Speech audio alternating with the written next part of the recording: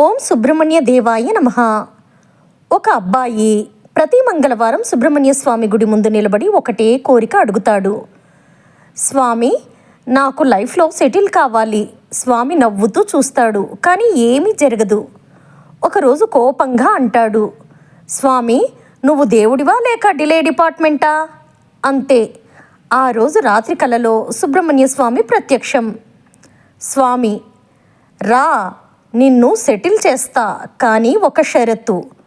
అబ్బాయి, ఏంటి స్వామి? స్వామి, నీ మొబైల్ 7 రోజులు పక్కన పెట్టగలవా? అబ్బాయి షాక్.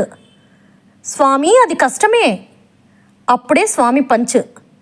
నా దగ్గరికి వచ్చి నీ జీవితాన్ని మాత్రం ఏరోప్లేన్ మోడ్లో పెట్టేసి నన్ను తప్పు అంటావా? డైరెక్ట్గా కట్. 7 రోజులు మొబైల్ లేదు, ఫిర్యాదులు లేవు, దేవుడిని బ్లేమ్ చేయడం లేదు. 8వ రోజు అనుకోకుండా job call, last friend call, ఇంట్లో రెస్పెక్ట్. అబ్బాయి గుడికి వచ్చి ఏడుస్తూ అంటాడు, స్వామి, నువ్వే చేశావు.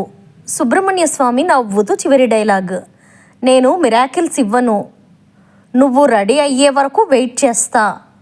ఓం శరవణ భవ.